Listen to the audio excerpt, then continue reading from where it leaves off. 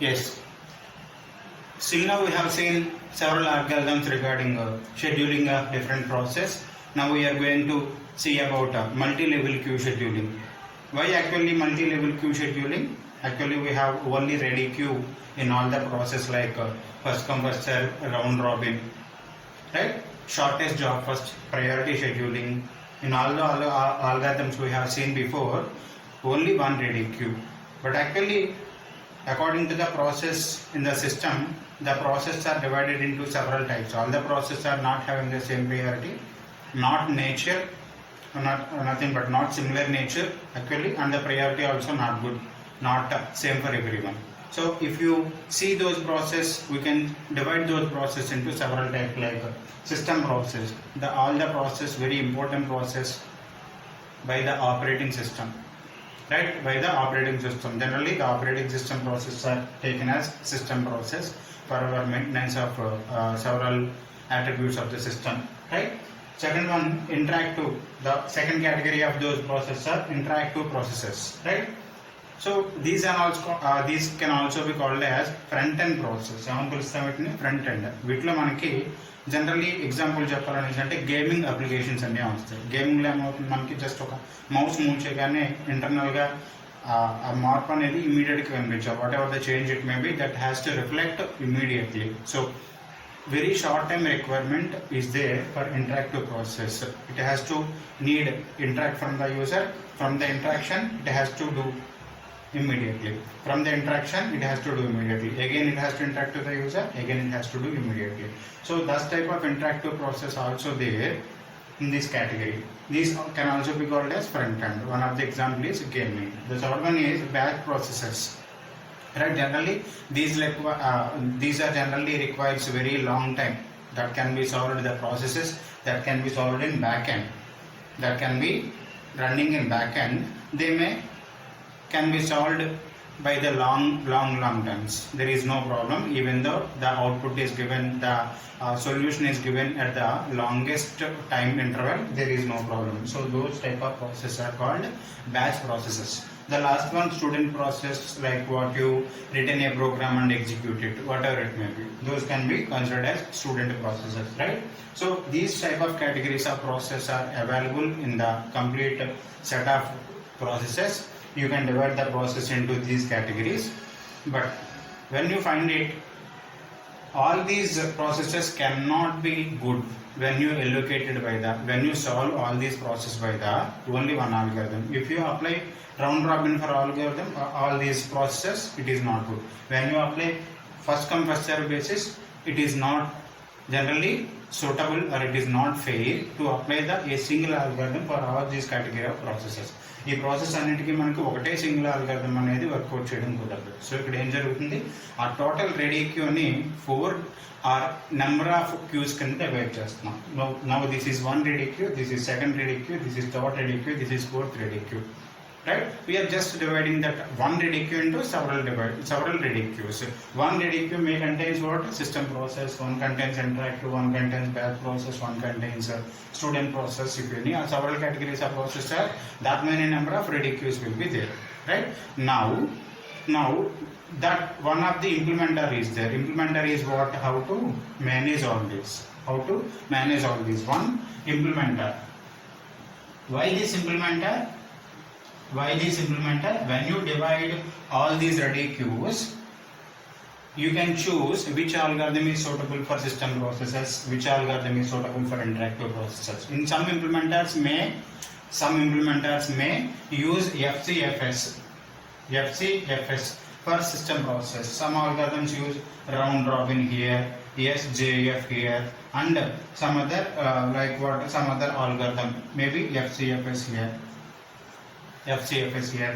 These algorithms are what defined by the implementer. In which way we are implementing this implementer, what algorithms we want to use for these processes, those algorithms will be implemented by this implementer. Every time we are not going to use FCFS for system process. Sometimes you may use what? Round robin scheduling for system process.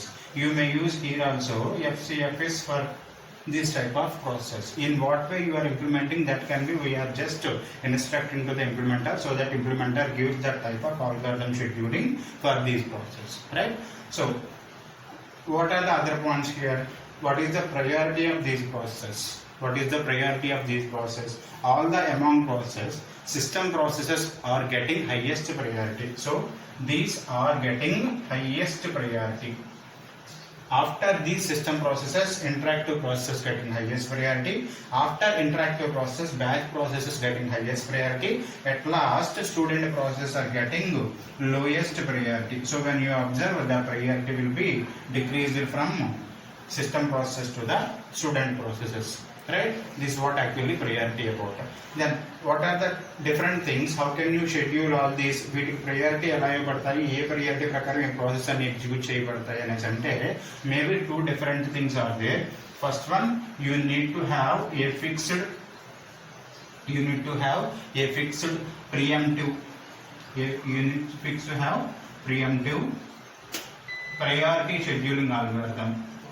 priority scheduling algorithm. Second one, you may depend on time slicing. Right? Because actually when high priority given to that, what will be happen? If there are any system processes are pending in this queue, interactive process will not be executed. If there are any interactive process pending in this queue, up to their clearance, batch process will not be executed. If there are any batch processes are in this queue, student process will not be executed. Let us say P1, P4 are the 2 processes of system process, and P5, P6, and then P7, P9, and P11, P13. Let's say these are the processes are in the separate queues. P1, P4 are what? System processes. P5, P6 are interactive processes. Batch processor P7 and P9. Student processor P11, P13. Let's assume this. If you assume like this, actually general still completion of the P1 and P4. P1, P4 complete అయ్యేదాకా దేనికి chance రాదు, P5, P6 అనే దానికి chance రాదు. So if P1 is completed, there is no problem. If P4 is also completed, then you will get a chance to execute this interactive process. Then P5, P6 will be executed.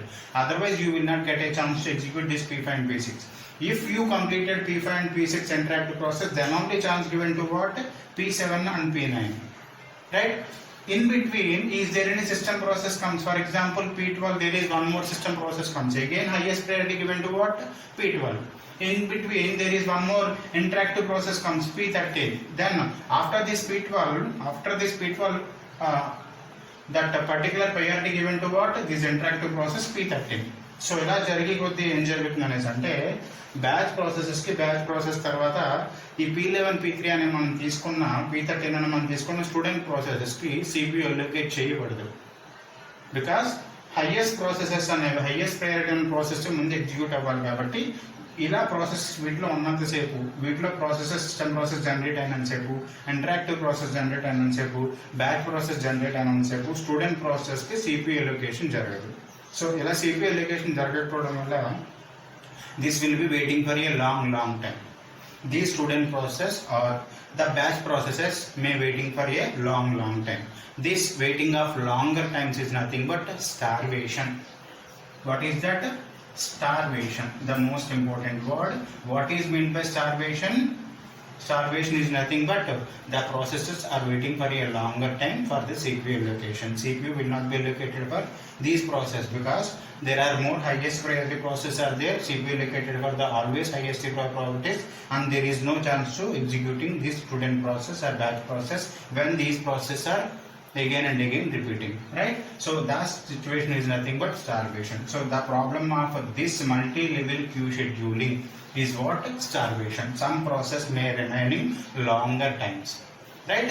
The one of the solution for this solving this starvation, ఈ starvation లేకుండా కొన్ని processes మనం execute అవ్వాలి అనేసి అంటే, sometimes we may do like that.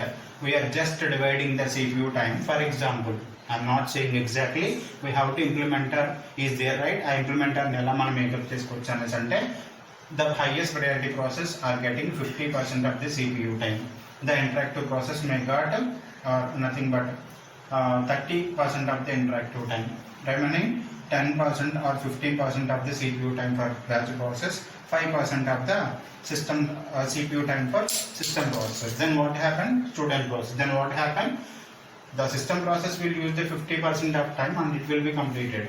And 30% of the time will be used by the interactive, 15% of the time will be batch process. At least 5% will be remaining for student process. At least the 5% of CPU utilization is there for student process. Then waiting of longer time will be reduced on all the type of process. Even though it is 5%, there is no problem. 5% will be allocated by the student process and some of the student process will be completed within time. Right? So if you allocate even the 15% of batch process, after allocation of these even for 15%, some of the batch processes may come within the time schedule. Right? So then the starvation might solve. The starvation might solve. So this is the concept of multi-level queue scheduling. కానీ దీంట్లో ఈ algorithms అనేవి ఎలా decide చేయాలనేసి అంటే మనకి ఇంప్లిమెంటర్ ఎలా ఇచ్చాము, ఇంప్లిమెంటర్ ద్వారా ఇదంతా ఎగ్జిక్యూట్ అవుతుంది కాబట్టి ఇంప్లిమెంటర్కి మనం ఏ టైప్ ఆఫ్ ఇన్స్ట్రక్షన్స్ ఇచ్చామో వాటి ద్వారా ఈ ఆల్గారిథమ్స్ అనేవి ఇస్తాయి. It is not confined. Definitely back process should be executed by the short time block first.